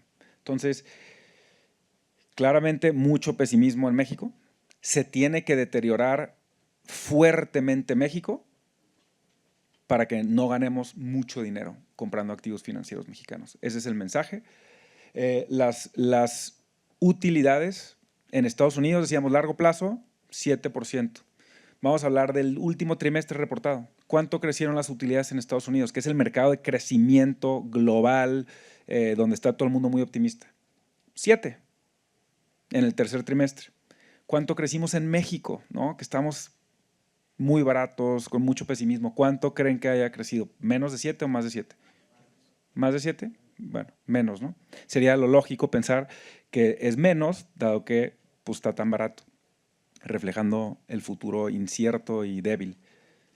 Las ventas crecieron 10, las utilidades operativas crecieron 14 y las utilidades netas crecieron 17%. ¿Ok? Nada más para que separemos la discusión que tuvimos anteriormente sobre esta realidad, ¿no?, más gris del país con la corporativa que menciona Memo. Nosotros nos llevamos ese 17. Si nos queremos poner muy negativos, pues estamos peleando contra ese 17% y el menor múltiplo en la historia. Entonces, ¿queremos jugar en contra de eso? Nosotros pensamos que sería un error. Entonces, es eso, ¿no? México está creciendo fuerte y está muy barato. De hecho, si ranqueas todos los países de más caro a más barato, tenemos 4 países, que son Estados Unidos, India, Taiwán y Australia, que están arriba de 1.5 de definición estándar, o sea, muy caros contra su historia, contra lo que normalmente cotizan. Luego tenemos como 15 países que están poquito caros, 0 y una vez. Luego otros 15 que están poquito baratos y luego tenemos los que están muy baratos, encabezados por México, 2 desviaciones estándar. ¿Por qué? Porque ya les dije, nunca había estado tan barato. Entonces, esos son los momentos donde hay un dicho, ¿no?, de el socio de Warren Buffett, que en paz descanse, Charlie Munger, que dice, hay que pescar donde están los pescados. ¿Dónde están estos peces? Pues en estos lugares donde hay mucha incertidumbre, porque ahí es cuando se construyen las primas de riesgo que podemos ir a devengar. No ganamos nada yendo donde en una conversación como la que acabamos de tener ya todo se ve bonito. ¿Por qué? Porque ya va a estar incorporado en el precio. Entonces, no podemos ganar dinero. Por eso siempre sonamos raro. Por eso en estas discusiones siempre es como, no, ya empezaron, y México, no están viendo, no entienden, etc. China, nos veían como bichos raros, ¿no? No, pues ¿cómo pueden tener 10% del fondo en China? Esto va a explotar, no sé qué. No, hay que capturar las primas de riesgo, a eso nos dedicamos. O sea, es donde la realidad, donde lo que anticipa el mercado difícilmente se va a materializar. Eso es lo que estamos buscando. Oye, y aprovechando, o sea, por ejemplo, en términos de estrategia, o sea, hoy hemos visto un México, el mundo ya es global, ¿no? El mundo es relativo, o sea, es difícil invertir con una visión muy justa. México en la parte fiscal, ya lo platicaba Gaby, ¿no? Tenemos un déficit del 4%, en parte porque se ve un poco el primario. Estados Unidos corre el 6.7, estudios de Pew Research lo van a abrir hacia el 8.9. Difícil que en el relativo nos veamos mal. La parte monetaria, ya le decía Gaby, ¿no? Más o menos promedio, diferencial de tasas, Reserva Federal, Banjico, la resta, 475 básicos. México está arriba ahorita pagando eso. Entonces, pilar monetario, bien. Pilar fiscal, bien. Los corporativos, ahorita ya los platicaba Abe. Hay otro mercado que también crecieron las utilidades 120%, es aquí, no es muy lejos, ¿no? Entonces esa parte bien. Y yo hacía la mención, confíen en mí si quieren, ¿no? De nearshoring, yo sí lo veo. Yo sí creo que tenemos inversiones anunciadas fuertes, nada más de 2, son ahí 25 básicos, sumen en la lista. Entonces, ¿cómo monetizas eso? ¿Cuál es la estrategia? Si tuvieras que agarrar ahorita el portafolio y decir, ¿sabes qué? Estas son 3 emisoras que a mí me gustan, ¿no? Ya platicábamos, el trade fácil del sexenio pasado, consumo. El que no estuvo ahí, fue enorme ese trade. Hacia adelante, consumo va a seguir ahí. O sea, la guía que se ha dado de aumentos salariales del 10% va a dar un buen soporte, pero ¿qué más hay? Ya, pues está lleno de peces, ¿no? El mercado mexicano, y ya María nos anticipa que vienen muchos otros peces al mercado mexicano. Tenemos una cartera y si tuviera que describir las características de nuestras principales apuestas que se desprenden de nuestra filosofía de inversión, estamos comprando compañías de muy alta calidad, esto medido por los retornos sobre capital invertido. Estas compañías gozan de ventajas competitivas que les permiten, con muy poco capital invertido, generar muchas utilidades. Tienen participaciones de mercado muy altas, tienen un poder de repercutir precios, tienen una baja intensidad de capital y están bien baratas. Bueno, y crecen doble dígito. Entonces, ¿qué tenemos? Tenemos compañías con retornos de 20 a 30, creciendo 10%, abajo de 10 veces utilidades. ¿Cuáles podrían ser estas? Tenemos en la cartera Banco del Bajío, retornos sobre equity de 20 saltos, crecimientos de doble dígito, 5 veces utilidades. Mismo hay algún otro par de financieras que tenemos en la cartera. Tenemos empresas de consumo, ¿no? Por ejemplo, una que nos gusta platicar entre nosotros, Alsea, la estamos incorporando recientemente a las carteras. Crecen, quitando las caídas de COVID, las recuperaciones en equilibrio, digamos, el equilibrio de crecimiento para esta compañía en particular, sobre 8-9% a nivel ventas, y de ahí tomamos como 2% más a nivel operativo y a nivel flujo. Entonces estamos creciendo doble dígito, cotizando a 10 veces utilidades. La posición competitiva es incrementalmente buena. ¿Por qué? Porque toda la competencia básicamente quebró. Entonces, retornos, posición competitiva buena y mejorando, crecimientos y valuaciones ridículamente bajas. Por ejemplo, Starbucks, que tuvimos en la cartera internacional, cotiza a 20 veces EBITDA. Alsea cotiza a 5 veces EBITDA, 4 veces. Crecimiento, dices, bueno, cotiza 4 veces porque es mucho mejor compañía, ¿no? ¿Cuánto crece? 5-6%. ¿Cuánto crece Alsea? 10%. Crece el doble y cotiza a 1/4 de la evaluación. Ese son el tipo de asimetrías que no deberían de existir. O más bien, que nos fascina que existan, porque así es como podemos ganar dinero si no tenemos trabajo. Entonces, Walmart de México tiene una posición, tiene más del 50% de mercado. ¿Qué otra cosa tienen nuestras compañías de portafolio? Más de 50% de market share. Market share relativo de 1 o más. Walmart, más de 50% del mercado. Gentera, 50% del mercado informal. Megacable, más del 42% de las casas donde tiene infraestructura. Liverpool, más de 50% en el mercado de ropa. Todas estas compañías son grandes compañías dominantes. Y regresamos a Walmart. Tiene retornos de capital de 20 medios. Cotiza a 16 veces utilidades. La más cara de las que nos gustan. Nuestro tope de evaluaciones, vamos de 5 hasta a 10, el 90% de la cartera, y luego tenemos una acción cara que se llama Walmart, a 16 veces. Entonces, 16 veces, ¿cómo cotiza la mamá? Walmart, Estados Unidos. A 32, al doble. ¿Tiene mejores retornos sobre capital invertido? No, tiene un 13, Walmart 23. 10% más de retorno sobre capital invertido, por lo menos el doble de crecimiento, una posición competitiva mucho más dominante en México, simplemente crece más rápido. ¿Por qué? Es el código postal. Es exactamente porque el mercado está viendo la presentación anterior. Están preocupados. Entonces, dicen, bueno, ni modo, si está así de gris el ambiente, pues yo no puedo tener Walmart en mi cartera, Walmart de México. Mejor voy y compro a 32 veces Walmart Estados Unidos o Starbucks con retos operativos de corto plazo y Alsea booming. Eso es lo que está pasando. ¿Por qué? Porque la gente siente cómoda en el confort del mercado americano. ¿Por qué? Porque está lleno de optimismo y el de aquí está lleno de pesimismo. Entonces vamos a tomar ventaja para ustedes de esas oportunidades. No estaríamos haciendo nuestro trabajo si viniéramos aquí a decir todo se ve gris. ¿Por qué? Porque ya está más que incorporado. Y ahí como dato cultural, algunos datos ahí que me volaron mientras estaba hablando. Pre-pandemia, post-pandemia, el 70% de los restaurantes en México desaparecieron. Muchos por la falta de fondeo, financiamiento y demás. Sobrevivieron pues, los que tenían acceso a fuentes de financiamiento y tuvieron capital de trabajo de corto plazo. Entonces, lo que dice Abe es un buen punto. O sea, las rentabilidades estructurales que vemos en Alsea hoy tienen que ver porque justo gran parte de su mercado desapareció y no ha regresado. Esa es una compra que tenemos, por ejemplo, nosotros muy clara. Otro dato cultural es el CETE promedio del 99 para acá, lo cual es un palomazo muy grande porque pues, los estructurales se han movido, es 5%. Entonces, el inverso de 5, 1 entre 5% es 20.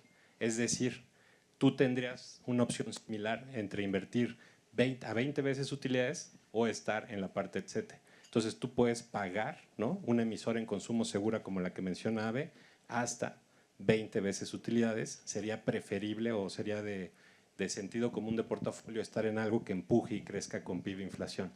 Hoy Walmart está prácticamente a 16. Y Abe hizo la mención de Liverpool. Hay mucho negativismo en Estados Unidos en el tema de ladrillos, de las tiendas departamentales tradicionales. Esas tiendas hoy no están creciendo, las rentabilidades son del 4%. Y sí, tienen múltiplos castigados. Liverpool está creciendo doble dígito, 10-12%, con rentabilidades del doble de las departamentales americanas, reflejando que en México no ha habido una penetración correcta de la parte departamental y estamos operando a 6 veces. 6 veces. Precio utilidades. Y lo que dice Memo, en Estados Unidos tienen 10 veces más área bruta rentable que en México. Entonces la gente dice, no, es que Liverpool es un ladrillo, es una tienda departamental. ¿Pero qué creen? El ladrillo mexicano solo hay 120. En Estados Unidos habría 1,200 Liverpooles. Si hubiera 1,200 Liverpool, ajustado per cápita, no estamos haciendo trampa, ajustado por el poder adquisitivo, habría 10 veces. Esa sería la situación competitiva de Liverpool allá. Entonces la gente, el inversionista extranjero voltea y dice, es un ladrillo, los márgenes se van a comprimir igual que en Estados Unidos. ¿Por qué? Porque viene el reto de la competencia digital. ¿Pero qué creen? Allá, por la penetración, las ventas están cayendo. Las ventas por metro cuadrado son de la mitad, bueno, 2.2 veces más. Liverpool vende por metro cuadrado 2.2 veces que sus comparables en Estados Unidos. Eso hace que los retornos sean mucho más altos. Además, aquí hay crecimiento de doble dígito. Además, aquí el modelo de negocios es mucho más fuerte con la parte digital, con la parte de financiamiento, etc. Estamos cotizando a 6 veces utilidades. Esto es una anomalía estadística que no podemos dejar pasar. Ok, es un poco ilíquida, perfecto. Si tenemos el horizonte, difícilmente te va a ir mal comprando buenas compañías, creciendo a estos múltiplos. Es verdaderamente una ecuación ganadora y listo. Ahí pasamos, ya vamos de salida, prometemos ya no ocupar más tiempo. Y quisiéramos cerrar con renta fija. Ahí tal vez gran parte del ADN de la casa y del proceso de inversión y análisis es fundamental. Tratamos de apegarnos al análisis financiero de las situaciones macroeconómicas, etcétera. Entonces, ahí la pregunta que tendría para Gaby es, todo esto que hemos visto que a veces favorece renta variable, ¿no? Incluyendo pues, tema de salarios mínimos, demás, buenas dinámicas de consumo, etcétera, lo cual pues, ha crecido las utilidades de la bolsa 20-30%, muchas veces por arriba, ¿no? Del tema economía. ¿Cómo lo ves aterrizando a la estrategia? O sea, ¿qué retos también representa tener corporativos tan fuertes que siguen trasladando precios, un consumidor sólido que lo sigue absorbiendo, ¿no? ¿Cómo estructuras la estrategia y qué estás viendo también para monetizar todo lo que ya se mencionó de estructurales? Sí, bueno, cerramos con la parte aburrida de tasas.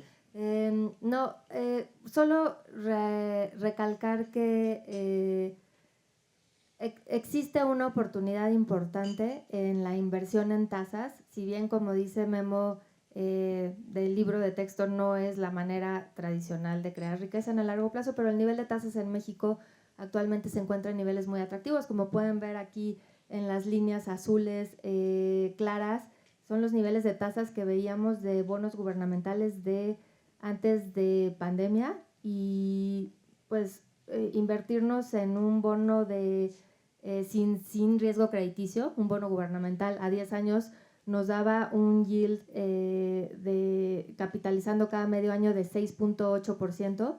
Ahorita estamos pudiendo conseguir estas mismas tasas a niveles de arriba del 10% ya hoy, que es lo que estamos cotizando. ¿Esto qué implicaciones tiene hacia el futuro?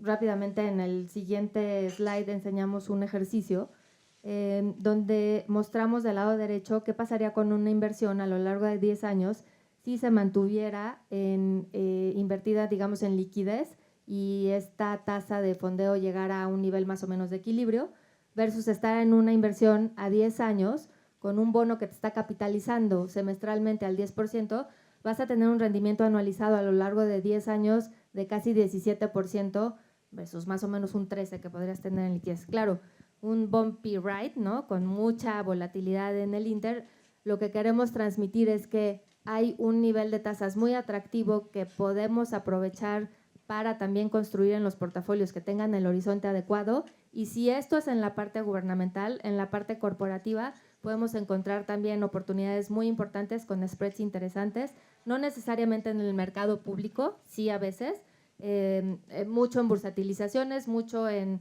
empresas que están en crecimiento y que no tienen el acceso al fondeo como se tiene en Estados Unidos por la baja penetración bancaria que hay en México y que podemos encontrar spreads muy interesantes. Entonces, la renta fija también debe de ser obviamente una parte importante del portafolio, aunque sea de largo plazo.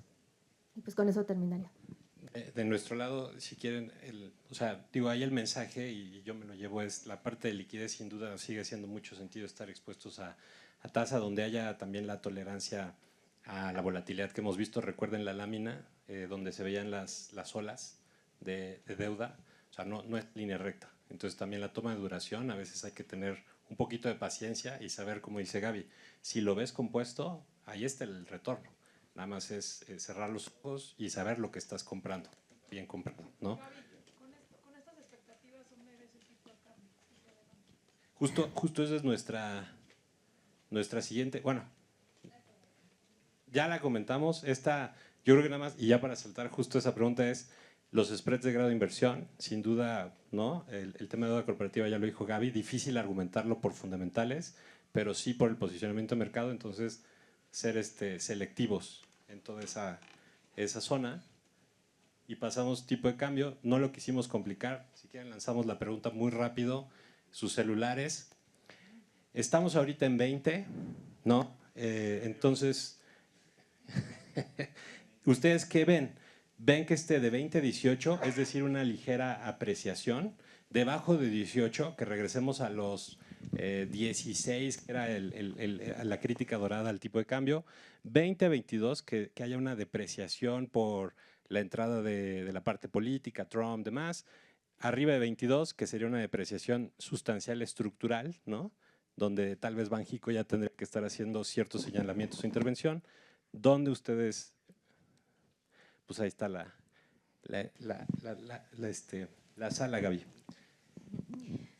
Bueno, ligado a la parte de tasas, y después me gustaría que también Ave comentara, pero ligado a la parte de tasas, probablemente sea difícil pensar otra vez que la Fed va a ser muy agresivo en su baja de tasas.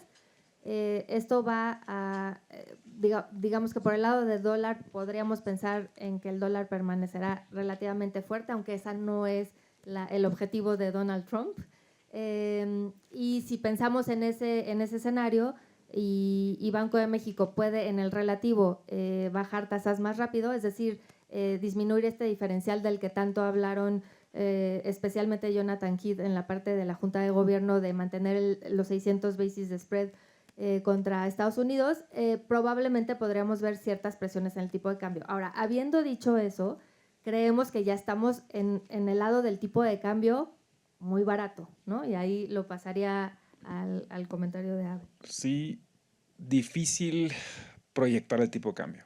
Ya decía Memo, el tipo de cambio no tiene un valor intrínseco. O sea, a veces es afectado por diferenciales de tasa, a veces por diferenciales de crecimiento y como ahora, riesgo político. Entonces, no podemos nosotros con un alto nivel de confianza, como lo que platicábamos, que tenemos toda la confianza del mundo, dado el horizonte, el tipo de cambio es complejo. ¿Qué sí podemos decir? Veníamos de un tipo de cambio caro, 2 de división estándar, o sea, muy caro. Afortunadamente, a 20 y medio, no 20, estamos de justo a barato. No sé si muy barato, pero de justo a barato. Entonces, si no queremos ser muy especulativos con el tipo de cambio, yo diría, ya no nos estorba el tipo de cambio para tomar ventaja de los niveles de tasa que mencionaba Gaby y de las grandes oportunidades de renta variable. Entonces, eso es para mí ese sería el mensaje. Estuvimos especulativamente, si quieren, pero pues nos anotamos en la palomita diciendo hay que reducir la exposición a pesos, irnos a dólares, irnos a bolsas en dólares. Entonces, la gente que ha escuchado este año está fascinada porque sus rendimientos en pesos son de casi 50%. Entonces, les ha ido muy bien. Estoy seguro que hay algunos aquí. Entonces, hoy específicamente hoy estamos dándonos la vuelta y estamos diciendo, señores, el S&P 500 y las bolsas globales siguen teniendo vientos de cola positivos, ¿no? Los Animal Spirits, Trump 2.0, la Reserva Federal, el déficit, todo en esa dirección, pero ya tienes una mitigante de retornos con las valuaciones tan elevadas. Entonces ya con el tipo de cambio a 20 y medio y esos retos de evaluación, pues es momento de tomar un poco de allá y regresar a estos niveles y tomar activos mexicanos. Eso es lo que creemos en el margen. Sí, y ahí yo, de nuevo, yo les pediría ponderar eso, o sea, hoy las inversiones son globales, ¿no? La paridad, como ustedes ven, una paridad es de 2, entonces cuando estás tomando posicionamientos tienes que ver los dos lados. Es importante considerar que a un día te lo puede mover un encabezado. De corto plazo, lo que ya platicamos, o sea, la parte fiscal en México, si bien tiene retos, Estados Unidos viene muy agresivo en la parte fiscal. Y en términos de productividad, cada dólar de deuda que están tomando Estados Unidos se refleja en 30 centavos en el PIB. Entonces es muy baja ya, similar a mercados emergentes. Y ese diferencial es favorable. Gaby ya lo tocó también, la parte monetaria. México sigue pagando tasas arriba del promedio, eso es favorable, ¿no? También. Entonces eso para la paridad cuando se esté operando bajo esas premisas, también considerarlo. Ya en el largo plazo, como dice Abe, diferenciales de inflación favorecen el dólar de largo plazo. Es complejo argumentar que México va a tener una inflación más baja que un mercado pues, con mayor penetración bancaria, mayor penetración de educación, etcétera, pero eso puede monetizarse con visiones institucionales o más de 5 a 10 años también, ¿no? Solo traerlo en el radar. En el largo plazo no hay resultados en el tipo de cambio. Si estás fijo por 20 años, exactamente te vas a depreciar el diferencial de tasas.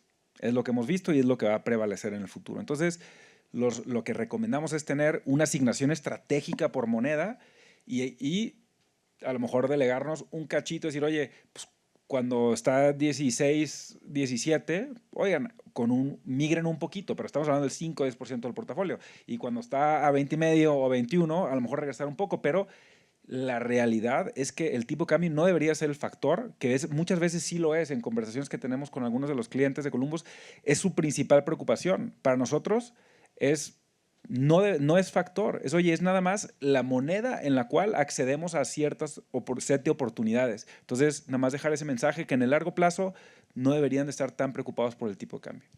Y si quieren, cerramos con unas reflexiones y preguntas y respuestas. Preguntas y respuestas las pueden ir mandando al Zoom.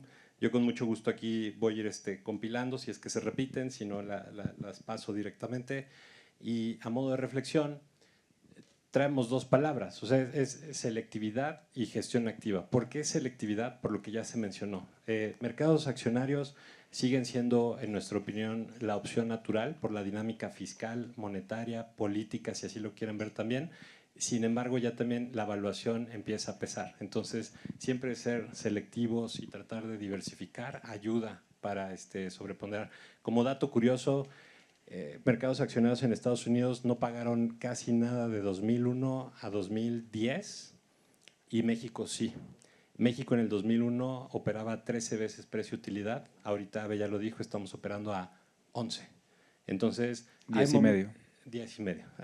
Entonces, hay momentos donde ser selectivos ayuda bastante. Y dos, en la parte de renta fija, ya también lo dijo Gaby, siguen ciertos temas desde aumentos de salario, desde Estados Unidos a México, ¿no? Una inflación más persistente en rentas, una inflación más persistente en servicios en la parte de arriba. En México, la tesis que favorece mucho renta variable, que es el aumento de salarios, también representa riesgos para la parte de tasa. Entonces, ser selectivos. Gaby, pues todos los nodos los está analizando. Hay momentos en que hace más sentido la parte nominal, hay momentos en que hace más la parte real, hay momentos en que se leyó muy bien la estrategia del empinamiento de la curva. Entonces, ese tipo de cosas, pues se necesita ser selectivos y se necesita tener gestión activa. O sea, nosotros no sé si la traemos por aquí, pero pues es un equipo también bien robusto. O sea, la parte de Columbus, la estructura de inversiones y todos los que están atrás, desde la parte de análisis hasta la parte de dirección, pues es justo lo que se está haciendo todo el tiempo, ¿no? Tratar de ser críticos, tratar de ver qué puede salir mal, tratar de hacer buenas reflexiones y no mucho más. Y si quieren, voy haciendo las primeras y también si hay por aquí, las voy incorporando. Por aquí, Abe, preguntan, en México, ¿cómo el impacto de Trump hacia México perfila un poco la estrategia en acciones? O sea, ¿cómo estás tradeando Trump, tal vez? Ya.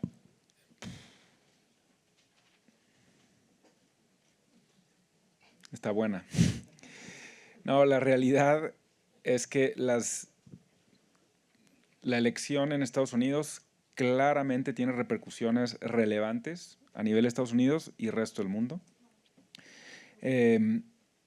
Estaríamos buscando, dentro de nuestra filosofía y proceso de inversión, no vamos a cambiar la forma de trabajar. Ya vieron ahí, hay 13 profesionales de inversión, todos bajo una misma paraguas de ideología y metodología de análisis. Entonces hay mucha robustez y horas hombre tratando de detectar oportunidades.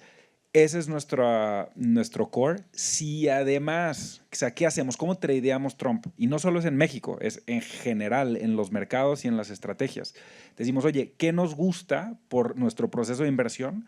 Y luego el efecto Trump es un tema más de posicionamiento. Dentro de lo que nos gusta, ¿qué se ve beneficiado y qué no? Y ahí matizamos el tamaño de las apuestas. Pero no vamos a apostar el rancho en que Trump se levante y cumpla lo que dijo en la campaña o no lo cumpla. O sea, a ver, hay que tener humildad también sobre los temas políticos. O sea, yo les preguntaría, ¿creen que los políticos dicen cosas y luego no las hacen? Yo creo que sí. ¿Trump es predecible? No. Entonces, también con esa humildad, sí, hacemos el análisis y vemos, oye, cómo afecta la política migratoria, cómo la agenda de desregularización impacta mercados. Pero de nuevo, los mercados son rápidos y extrapolan. Entonces, muchas veces, hoy ya está incorporado en los precios, por ejemplo. Dice, oye, va a haber más fusiones y adquisiciones. Pues volteamos a ver la pantalla y los bancos boutique de inversión ya están 40% arriba. Afortunadamente estamos largos bancos en la estrategia global y ese es un buen ejemplo. ¿Cómo lo estamos tradeando? Vía proceso de inversión ya estamos expuestos y viene Trump y nos palomea. ¿Por qué? Porque viene en la dirección de las estrategias. Pero no vamos a tomar una apuesta exclusivamente por lo que va a pasar con Trump. Perdón si no fui más conciso, pero esa es la respuesta. Lo cual hace sentido. O sea, no trajimos esa gráfica, pero si ustedes ven las bolsas, tanto Estados Unidos como México, pueden pintarlas del color azul y rojo y la bolsa de Estados Unidos va hacia arriba.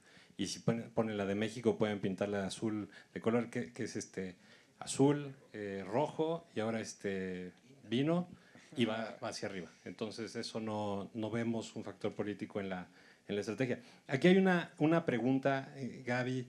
O sea, con toda la dinámica fiscal que se está ejerciendo en la parte de Estados Unidos y México, que ya se platicó, ¿cómo monetizas eso en la estrategia? Me parece que ya lo contestaste siendo selectiva, pero tal vez un poquito más de detalle de cómo incorporas los riesgos en US, los riesgos en México y qué estás tradeando. O sea, ¿qué te gusta en específico, ¿no?, de la curva? Sí, hemos sido bastante disciplinados con la visión que tenemos desde principios de año. Si recordarán, a finales del 2023, los mercados ya estaban descontando de manera muy importante una recesión durante el 2024 y vimos un rally de tasas al cierre del 2023, inicios del 2004, muy importante, ¿no? Siempre es tentador pensar que en esas bajas de tasas las bajas continuarán y tomar posiciones en esos momentos, pero hemos sido muy disciplinados en mantener nuestro view de que una recesión, no hay las señales claras de una recesión, de los niveles de tasas en donde queremos realmente construir duración y dónde no. Las tasas, no traemos tampoco esta gráfica, pero las tasas estuvieron fluctuando en niveles desde abajo del 9% hasta arriba del 10% durante el año. Nosotros estamos muy claros en que nos gustan los niveles de duración, obviamente a tasas arriba del 9,5-10%. Estamos también muy claros en dónde nos gustan los break-evens, o sea, dónde nos gusta tomar tasas reales, porque también puede ser muy tentador tomar tasas reales arriba del 5% a 10 años. Y lo hemos hecho cuando el diferencial de inflación entre las nominales y las reales, es decir, la inflación break-even o lo que está descontando el mercado que será de inflación, está en niveles que consideramos un poquito más de equilibrio, y es decir, que no tomamos las UDIs caras, ¿no? Entonces, ¿dónde vemos oportunidades? Ahí en duración para los portafolios que tienen horizontes de largo plazo. Y para portafolios cortos es un poco lo mismo, ¿no? No es, en la parte de política monetaria hemos tenido en la parte corta de la curva fluctuaciones todavía más grandes de tasas, donde vemos las partes de 3 a 5 años operando igual abajo del 9% hasta arriba del 11%. Tuvimos tasas de CETES de 2 años en el año de 11,70, 12. Entonces, pues ser muy disciplinados respecto a la toma de de duración y no dejarnos llevar por la volatilidad. ¿Dónde vemos las oportunidades? Todavía ahí, con un sesgo más claro este año ahora sí, no hacia una recesión, pero hacia un entorno más benigno de tasas. Hay una última que es ¿cuándo sería buen timing dentro de US? Esa si quieren yo les ayudo. O sea, la idea es no tratar de no hacer timing. O sea, hay distintos análisis de Berkeley y demás, ¿no? Si comparan a la gente que entra y sale del mercado, 1 de 100 es exitoso. En el casino la probabilidad de éxito es 7 de 100. Entonces recomendamos a veces más, ¿no? Tener visión de casino que estar entrando y saliendo. Siempre recomendamos un horizonte patrimonial, es decir, que ustedes sepan lo que compran y que estén tranquilos con las inversiones que tienen, que se enfoquen más en los factores estructurales que ya revisó Ave y Gaby. Entonces, más allá de buen timing, yo recomendaría que siempre es un buen timing para entrar. O sea, cuando tú tienes la visión de largo plazo y ves los movimientos de la renta variable que siempre sube, siempre es buen momento para hacer una posición. Obviamente, pues cuidando la diversificación, entrar en portafolios diversificados, diversificación por activos, diversificación regional y demás. El ejercicio de invertir no es de un día, es un ejercicio constante, y obviamente pues siempre estar pendientes de este tipo de foros o sus asesores, gente que lo esté tratando ahí de guiar en la parte de estructuración de portafolio y también de saber las valuaciones que están comprando en sus inversiones. Y con eso, antes de que Patti me regañe, preguntas presenciales, dice Pau, si alguien tuviera, con mucho gusto las de una vez las resolvemos. Preguntan cuáles son los riesgos, o sea que al final del día todo representa un riesgo, ¿no? Salir de la casa y manejar es un riesgo, es acotado, esperamos. Entonces en la parte de acciones también tenemos riesgos. Pues es a los dos, Ave, Gaby, ¿cuáles son sus principales riesgos que están acotando ahorita en la estrategia? Ya, en la parte macro, yo te diría, me preocupan los precios de los activos y su incidencia sobre el ciclo, no al revés. O sea, me preocupa que una normalización del mercado accionario en Estados Unidos, por ejemplo, si lo quieres llevar a la normalidad, necesitas una corrección de 10% en precio y una subida de 10% en utilidades, es decir, que pase un año y caiga 10%, o que pasen 2 años y no pagues nada, o sea, y que esa corrección haga que pierda momentum el consumidor, porque igualito que todos los clientes de Columbus voltean a ver su estado de cuenta y dicen, oye, ando muy bien, y salen y gastan.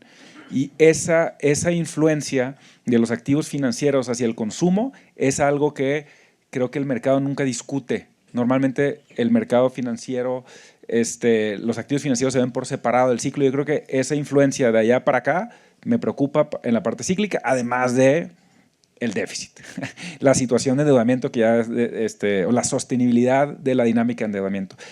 Y es eso, las valuaciones y su potencial impacto en los retornos y el ciclo. Buenísimo. Están llegando otras preguntas, pero por temas de tiempo, todas las preguntas las vamos a contestar, entonces vamos a hacer un mail, todas se les va a hacer caso, tal vez no las podemos exponer aquí ahora, pero entiendo que ahorita el tiempo ya se nos acabó, entonces agradecemos mucho el tiempo que nos dedicaron, cualquier duda la revisamos, la pueden canalizar directo con toda la parte de asesoría y nos da mucho gusto que nos hayan acompañado hoy.